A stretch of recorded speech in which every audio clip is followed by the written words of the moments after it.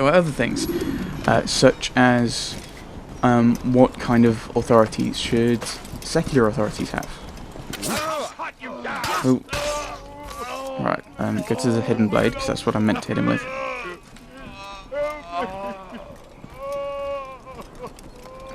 Shut up, it wasn't that bad. So it's over there. I'm still intrigued. I don't think you can get up the way. I think there must be a way around the side.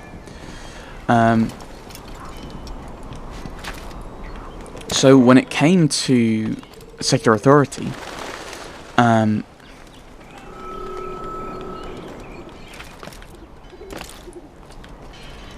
Rome was pretty much independent at this point. I mean, there is such a thing as the Papal States, and there is a reason there is such a thing, and that's because the Pope basically owned Rome.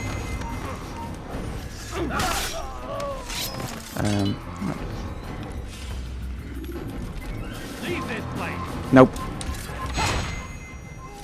These guys haven't even noticed. They'll notice now. And will you? Oh yes, you will.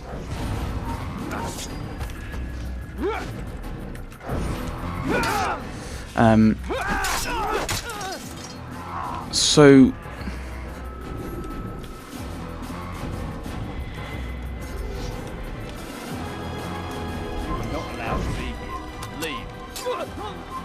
no, won't.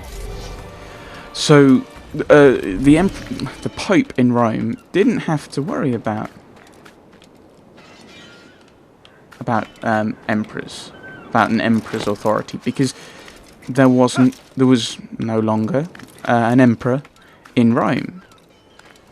There was no emperor who was in charge of the area where he lived. Now, there were a lot of arguments between the Pope and the Holy Roman Emperor, but the Holy Roman Emperor, for the most part, didn't have any authority over Rome, which is where the Pope was. How am I meant to get up there then? I mean, have I gone past something? Because I think this is the only way up. Interesting.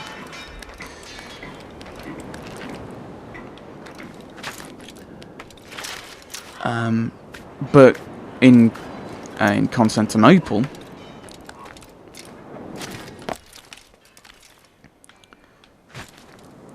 that's what I want you to do. There we go, that's what I want you to do. Aha, that's better. Getting closer. So this is where we go up, I think. So the Patriarch of Constantinople lived in Constantinople, which was under the Byzantine Emperor, the remnants of the Roman Empire, now that the Western Roman Empire had fallen. So he was very happy for there to be secular oversight of the church, due to the fact that he was already acting like there was, due to the fact that he had to acknowledge the Byzantine Emperor. So there was a lot of disagreements over that. And then ooh, that's quite a few things. It's almost like we don't need to do this viewpoint at all. There were quite a few other issues. For example, when they were settling on what the creed was,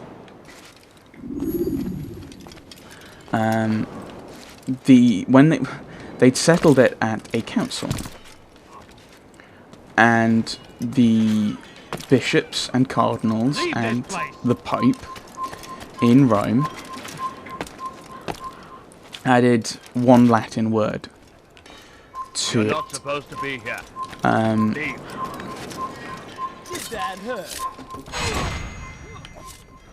No one cares that I've just killed him. No. Did that hurt? Obviously, he wasn't very popular. Your daughters were But the western half of the church, what became the Roman Catholic Church, added one Latin word, which was okay, which was filioque. You're not supposed to be here. Leave. I'm working on you it. to be here. Working on it. Which was oh, this might not end well. Leave, peasant. Which was right haha planned. Which so filioque, which means I think, and from the sun. Because the section of the creed they were talking about was about the Holy Spirit. Where are we going? We're going to this viewpoint. And the section said, we believe in the Holy Spirit, who proceeds from the Father. Which is true, because the Father does send him. The Western bishops, cardinals, and the Pope added filioque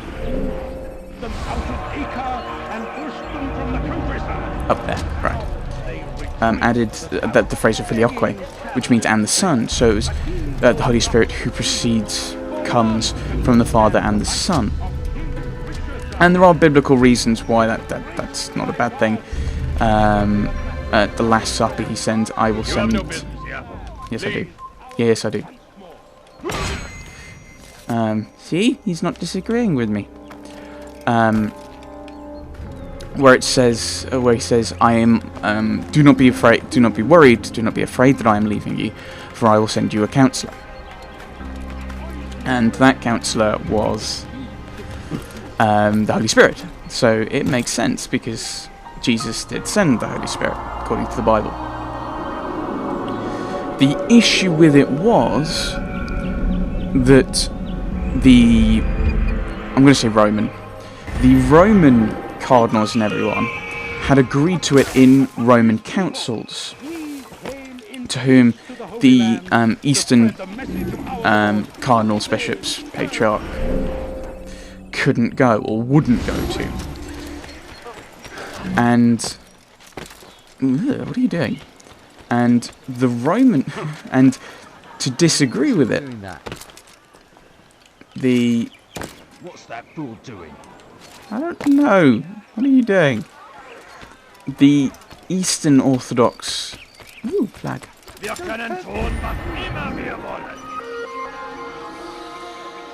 The Eastern churches, bishops, had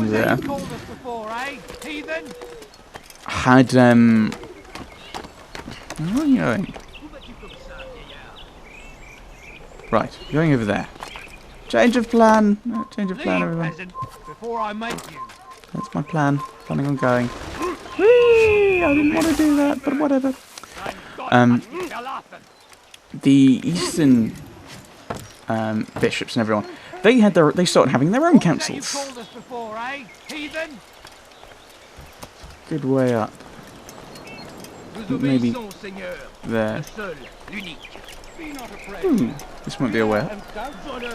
So the Eastern bishops started having their own councils, to whom the Roman bishops weren't invited, where they didn't include it, I think. And come on. Oh, by the way, sorry.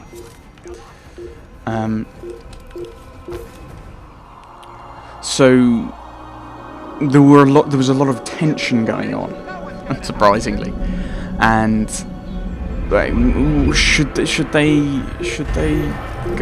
side with an emperor, with a secular leader? Should they be independent?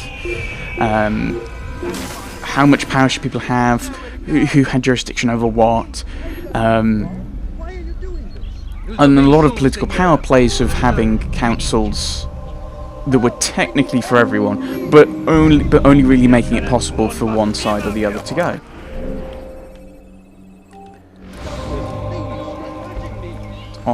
These things often devolve into politics more than anything else. That was not a bad idea. Let's go this way. And what happened was it just kept escalating along those lines. Until finally, in 1054, what were the names? Michael Carularius, who was the Patriarch of Constantinople, and Pope Leo IX excommunicated each other. Which technically would mean that they couldn't hold their position anymore. Ooh, I've gone past it. Now, the reason why these two things make no sense is Leo IX was dead in 1054, and I think he died in 1052. Was it 1053? Or maybe he just died in 1054. But the Patriarch of Constantinople was excommunicated in his name, but he was dead, so he didn't have the authority to do it. And Michael Carularius was excommunicating someone who was dead, and it's just... And this created something called the Great Schism.